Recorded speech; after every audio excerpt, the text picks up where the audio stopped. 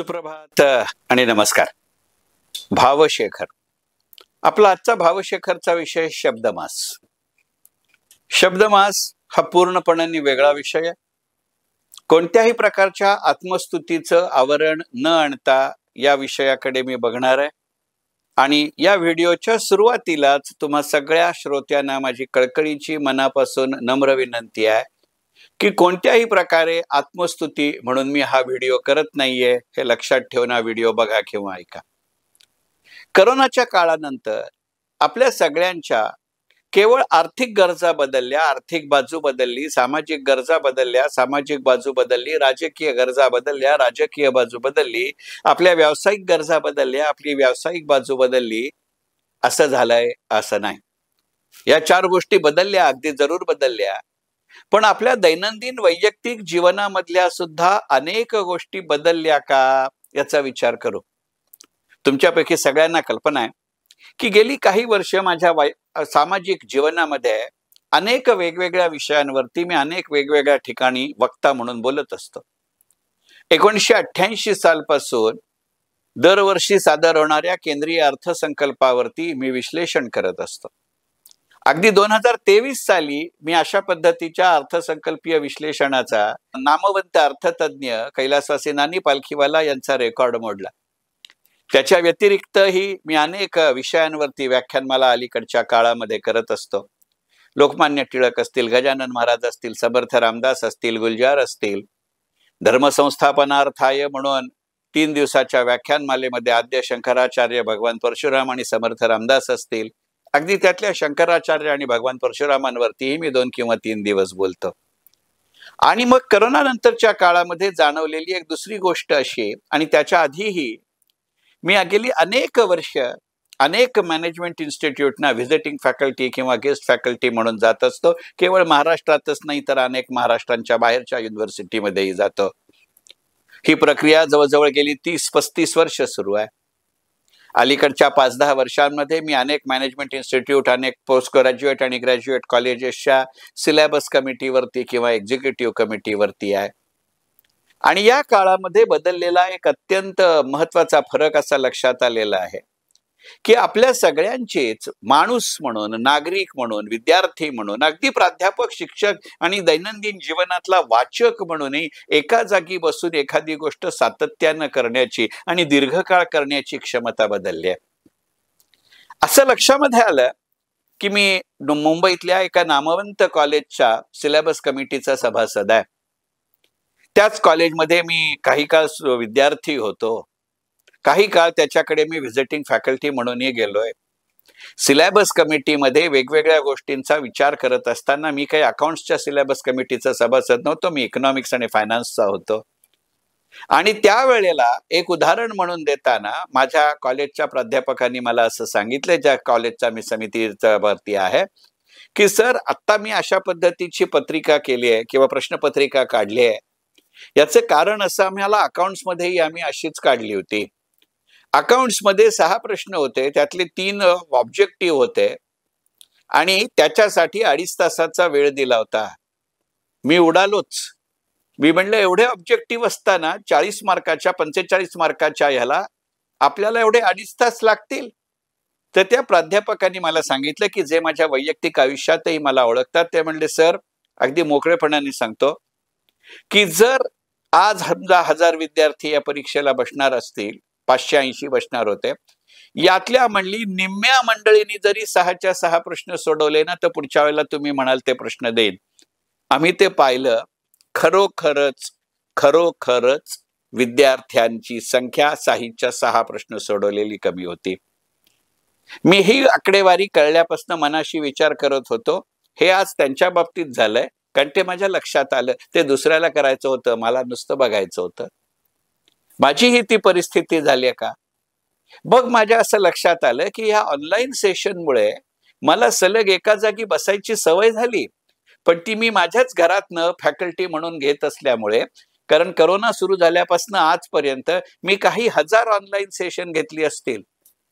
आमच्या डोंबिवलीतल्या संस्थांसाठी, महाराष्ट्रातल्या संस्थांसाठी, भारतातल्या संस्थांसाठी, अगदी भारताबाहेरच्याही संस्थांसाठी माझ्या लक्षात असं आलं की पूर्वी जेव्हा मी जाहीरपणानं भाषण करायला उभा राहत असे, तेव्हा सलग तास, 1.5 तास, 2 तास मी पोडियम समोर एकाच पोझिशन मध्ये उभं राहून बोलत असे. आता बसल्यानंतर सुद्धा मी घरात बसून सेशन घेतोय याचा गैरफायदा असेल आणि तो इतरांना दिसत नाही याची सोय असेल, पण सलग 5 ते 6 मिनिटे मी एका पोझिशन मध्ये बसलेला नसतो. माझी पायाची पोझिशन बदलते, पायावरती पाय घेण्याची पोझिशन बदलते, कधी हा पाय खालती, कधी तो पाय खालती, अशी गणितं होतात.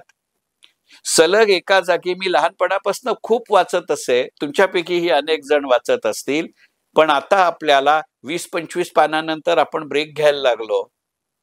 असं लक्षात आल्यानंतर असं वाटलं की नाही, याला कुठेतरी पायबंद बसला पाहिजे. पूर्वीच्या काळामध्ये ज्याला आपण मांडी घालून बसणं, बैठक मारून बसणं, आपण बोलीभाषेवरती भावशेखरमध्ये भाग केलाय तेव्हा हा शब्दप्रयोग घेतला होता. आणि मग त्या बोलीभाषा या शब्दावरती ज्या वेळेला आपण भावशेखर विषयावरती भावशेखरमध्ये भाग घेतला, त्याच्यावरती भाग केला, त्याच्यावरती जे अभिप्राय आले, कमेंट आले, नंतर बोलणं झालं, तेव्हा सगळ्यांची प्रतिक्रिया होते की नाही, मुळातल्या गोष्टी चांगल्या होत्या, आपल्याला त्याची सवय राहिली पाहिजे. आता ती राहत नाहीये. मग ते वक्ता म्हणून असेल, श्रोता म्हणून असेल. मुंबईतलं एक अत्यंत नामांकित इंजिनिअरिंग कॉलेज आहे. रिटायर झाल्यानंतर मधल्या काळामध्ये जेव्हा मी त्यांच्याकरता सलग 17, 18, 20, 25 अशी वेगवेगळी पेपर लेक्चर्स घेत होतो, प्रत्यक्ष जाऊन घेत होतो, त्यावेळेला करोनाच्या आधीच्याही काळामध्ये मी काही काळ त्यांच्याकडे व्हिजिटिंग फॅकल्टी म्हणून जात असे. तर या वेळेला त्यांनी शांतपणाने मला प्राध्यापकांनी असं सांगितलं की सर, तुम्ही आमच्याकडे या, लेक्चर जरूर घेऊन या. आधीच्या विद्यार्थ्यांनी सांगितल्यामुळे स्टुडंट्सकडनं डिमांड आली म्हणून या. फक्त म्हणले एक गोष्ट लक्षात ठेवा. म्हणलं काय? म्हणले सर, आम्ही तुम्हाला ओळखतो, आम्हाला माहितीये की जर आम्ही तुम्हाला म्हणलं की 7 ते 8:30, 7 ते 9:30 असं लेक्चर घ्यायचंय, तर तुम्ही पावणे 6:30, 6:35 आमच्या इन्स्टिट्यूटमध्ये पोहोचलेला असाल, 6:55 वर्गात पोहोचलेला असाल. तसं पोचायला आजही आमची हरकत नाही, पण विद्यार्थी 6:15 आत येतील याची गॅरंटी आम्ही देत नाही. 7:30 पर्यंत ते येत राहतील. तुम्हाला सलग लेक्चर घ्यायला आवडत असलं तरी साधारणपणे पाऊण तासांनी तरी ते ब्रेक नक्की घेतील. मी विद्यार्थ्यांना दोषारोप करत नाहीये. मग म्हटलं की शेवटी एक वक्ता म्हणून, एक वाचक म्हणून, एक श्रोता म्हणून प्रत्यक्ष कॉन्टॅक्ट मधनं समोरासमोर बसून जी एक मजा असते, जे एक अत्यंत प्रभावी देवाणघेवाण असते, मत पटेल न पटेल पण विषय तर कळतो, ही जी प्रक्रिया असते, त्या प्रक्रियेचं आत्ताच्या काळामध्ये आणि त्यातही आर्टिफिशियल इंटेलिजन्सच्या जमान्यामध्ये महत्व अतोनात आहे. किती साध्या साध्या गोष्टींमध्ये आपण बदललो. या वर्क फ्रॉम होममुळे मोठ्या प्रमाणावरती जर सगळ्यात कशाला धक्का बसला असेल तर वेगवेगळ्या ऑफिस मधल्या आपापल्या डिपार्टमेंट मधल्या टीम स्पिरिट नावाच्या गोष्टीला. पूर्वी शेजारी शेजारी बसलेलं आपण ऑफिसच्या कामासाठी सुद्धा सहज आपली खुर्ची फिरवून मान वळवून त्याला एखादी गोष्ट सांगत होतो. आज हा प्रकार बंद झालाय. आपण शेजारच्या माणसाला ईमेल पाठवतो. या संवादाची गरज ही अतोनात असते. विशेषतः ज्यांना जस्टेशन प्रॉडक्ट वरती काम करावं लागतं, इन्क्युबेशन प्रॉडक्ट वरती काम करावं लागतं, टेस्टिंग प्रॉडक्ट वरती काम करावं लागतं, याची गणितं सुधारावी लागतील की नाही. आणि त्याच्यावरती आपण जर छोट्या प्रमाणात जरी कृती केली तरी उपयोग होतो. म्हणजे हा उपक्रम मी माझ्या घरी करतो. तो उपक्रम सुरू करताना अशी कुठचीही भूमिका माझ्या मनामध्ये नव्हती आणि तो उपक्रम म्हणजे शब्दमास. त्याचं स्वरूप मला तुमच्या पुढे मांडायचं आहे आणि म्हणून आजच्या भावशेखरचा विषय शब्दमास. तो मी माझ्या घरी करतो, माझ्या इच्छेनं करतो, माझ्या आई वडिलांच्या स्मृतीप्रित्यर्थ करतो, म्हणून त्याचा डिमडिम मिरवायचा नाहीये. पण आपण सगळ्यांनी आपल्याला जेवढं शक्य आहे, जितकं शक्य आहे तितकं असं काही करू शकतो का याचा विचार केला पाहिजे. कारण याची प्रक्रिया कुठे ना कुठेतरी वेगवेगळ्या ठिकाणी सुरू आहे आणि त्याचे सकारात्मक परिणाम मिळत आहेत.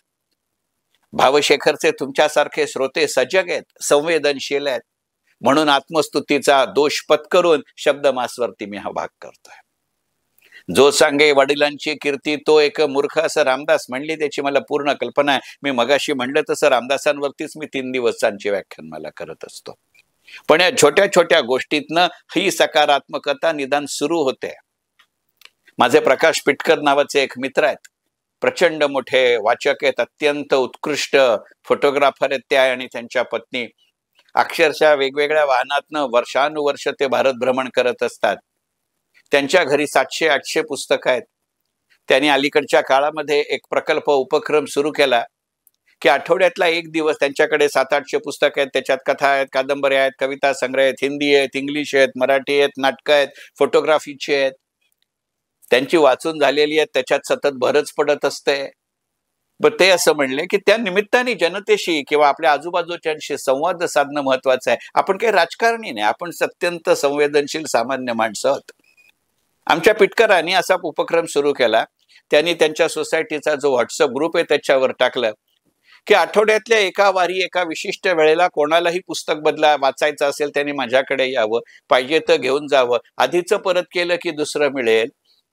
ते म्हणले यातनं सुरुवातीला कमी प्रतिसाद मिळाला, हळूहळू लोकांनाही त्या कल्पनेचं महत्व पटायला लागलं आणि ते म्हणले आधी नव्हता इतका चांगलं बॉन्डिंग आपल्याकडे निर्माण झालं.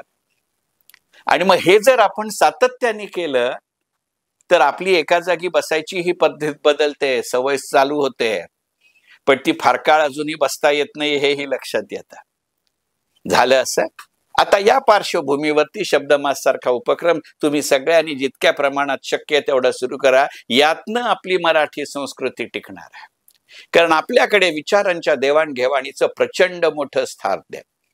आपल्याकडे समाजसुधारकांनी, आपल्याकडे लेखकांनी, आपल्याकडे साहित्यिकांनी दिलेली ही अत्यंत सकारात्मक संचिताचा वारसा आहे की आपण वेगवेगळे विषय समजून घेतो आणि मग चर्चा करतो, भले वाद घालू.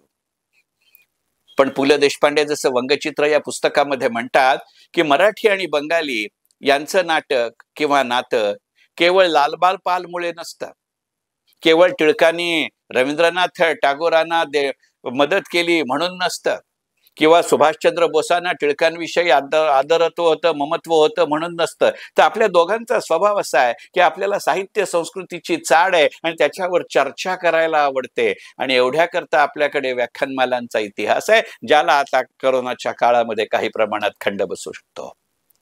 तो कुठेतरी पुनरुज्जीवित झाला पाहिजे आणि म्हणून शब्दमास हा उपक्रम मी सुरू केला. म्हणजे मी वक्ता आहे म्हणून नाही. मे 2023 मध्ये माझ्या आई वडिलांचं जे घर होतं ते आम्ही रिडेव्हलप केलं आणि जवळजवळ 20 वर्षानंतर मी त्या वास्तूमध्ये परत राहायला आलो. माझी आई अत्यंत मोठी वाचक होती, ज्याला व्होरेशियस रीडर म्हणून. आणि माझ्या वडिलांचं वाचन आईच्या तुलनेमध्ये कमी होतं, पण माझ्या वडिलांचा जनसंपर्क दांडगा होता. ते एका विशिष्ट विचारधारेला, एका विशिष्ट राजकीय पक्षाला तहयात बांधलेले होते. पण तरीही कोणीही आमच्या घरी यावं, वेगवेगळ्या विषयावर बोलावं, त्या निमित्तानं संवाद व्हावे, मतांची देवाणघेवाण व्हावी, अशी त्यांची इच्छा होती. आणि मला असं वाटलं की केवळ मी त्यांचा रक्तानं मुलगा, कायद्यानं मुलगा, नात्यानं मुलगा म्हणून मला वारसा हक्काने ती प्रॉपर्टी मिळाली, याला काही अर्थ नाही. तो वारसा मी पुढे चालवला पाहिजे. म्हणून मी माझ्या आई वडिलांच्या स्मृतिप्रित्यर्थ जुलै 2023 पासून दर महिन्याला किमान एक असा सांस्कृतिक कार्यक्रम माझ्या घरी सुरू केला. त्याचं नाव शब्दमास. त्याच्यामध्ये आता माझ्या घरातच तो कार्यक्रम होतो. बरं, अलीकडच्या काळामध्ये माझ्या सकट अनेकांना खाली बसायला त्रास होतो. त्यामुळे एका कार्यक्रमात जास्तीत जास्त किती मंडळी घेता येतील, किती जणांना बोलावता येईल श्रोते म्हणून ते येऊ शकतील, याला मर्यादा पडते. पण तरी आम्ही 25 ते 35 अशी माणसं असतो. त्याचं विस्तृत वर्णन अशासाठी करतो की त्यातनं काही लक्षात आलेल्या गोष्टी आहेत. एका वेगळ्या पद्धतीचं हे सोशल अनालिसिस आहे असं म्हणा. हे का करावं असं वाटलं हेही सांगतो. अगदी अलीकडच्या काळामध्ये दिलीप कुलकर्णींचं मी स्वप्नातल्या गावाकडे हे पुस्तक वाचलं. निसर्गस्नेही जीवनशैलीकडे असं त्याचं उपशीर्षक आहे. त्या पुस्तकाच्या शेवटी त्यांनी आपल्या उपक्रमाचं फलित काय हे लोकांपर्यंत पोचवावं अशा पद्धतीचं, जणू काही ते मी केलंच नाही पण हा अनुभव आला अशा पद्धतीनं स्वतःचं आणि त्यांच्या प्रयत्नांचं परीक्षण केलंय. या शब्दमासच्या भागातनं तो उपक्रम आणि त्याचं परीक्षण तुमच्याकडे पोचवायचं आहे. आणि याच्या आधारावरती आपण अनेक ठिकाणी असे उपक्रम सुरू करू शकतो का याचा विचार करावा असं सांगायचंय. जुलै 2023 मध्ये या उपक्रमाची सुरुवात झाली. या उपक्रमातला 27वा कार्यक्रम आम्ही ऑक्टोबर 2024 मध्ये केला. याच्यामध्ये पुढच्या सप्टेंबर 2025 पर्यंतच्या प्रत्येक महिन्याच्या कार्यक्रमांचं तारीख, वार, वेळ, वक्ता, विषय हे आज मी तिला निश्चित झालं. एक सहज माहिती झलक म्हणून सांगतो, तुम्ही तुमच्या मदतीने आवडीनुसार याच्यामध्ये बदल करू शकता. हे काही अजेंडा नव्हे, पण संकल्पना म्हणून मला जरूर सांगायचंय.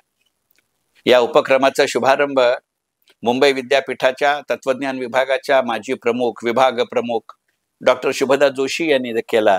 त्या वेदकालीन स्त्रिया या विषयावर बोलल्या.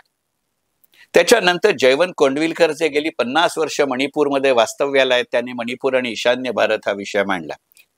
त्याच्यानंतर समीर लिमा यांची 3 दिवसाची रामकथा झाली. त्याच्यानंतर डॉक्टर मंजिरी घरात ज्या लोकसत्तेच्या लोकप्रिय स्तंभलेखिका आहेत, त्या स्मार्ट मेडिसिन्स वरती बोलल्या. अर्चित गोखले हा तरुण विद्यार्थी जो चार्टर्ड अकाउंटंट होतोय, पण त्याचा वेदकालीन निश्चितीवरती त्याची 5 पुस्तकं प्रकाशित झाली आहेत, तो वेदकालीन निश्चिती याच्यावरती बोलला.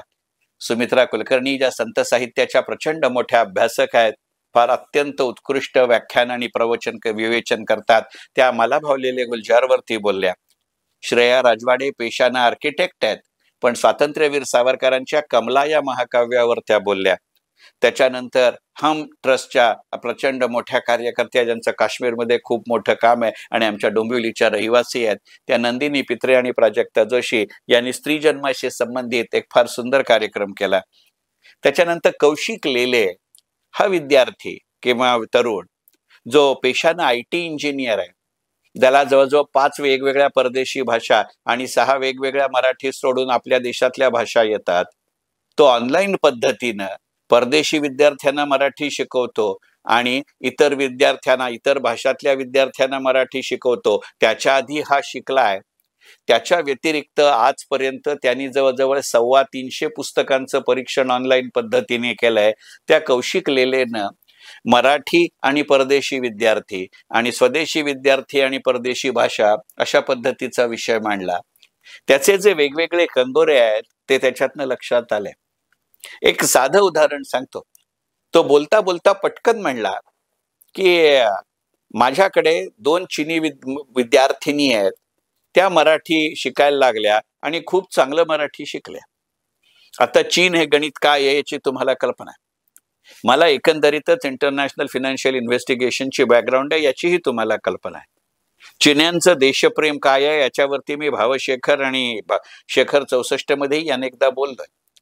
मी सहज त्याला विचारलं की अरे त्या चिनी मुलींना एकदम मराठी शिकायची कुठे वेळ आली? कारण मराठी काही आपली राष्ट्रीय भाषा नाही. बरं, ज्या प्रमाणामध्ये आपल्या देशामध्ये हिंदी किंवा इंग्लिश वापरलं जातं त्या प्रमाणात मराठी वापरलं जात नाही. तर तो सहज असं म्हणला की नाही, त्या चिनी मुलींनी मराठी मुलांशी लग्न केलंय. मग माझ्या डोक्यातला अँटिना आणखीन वर गेला आणि मी त्याला असं विचारलं की अरे त्या चिनी मुली मराठी शिकल्या, त्या चांगलं मराठी बोलायला लागल्या, हळूहळू लिहायला लागतायत, ही कौतुकाचीच गोष्ट आहे. कारण एक तर त्यांची चिकाटी आणि तुझं कौशल्य या दोन्हींना ती मिळालेली पावती आहे.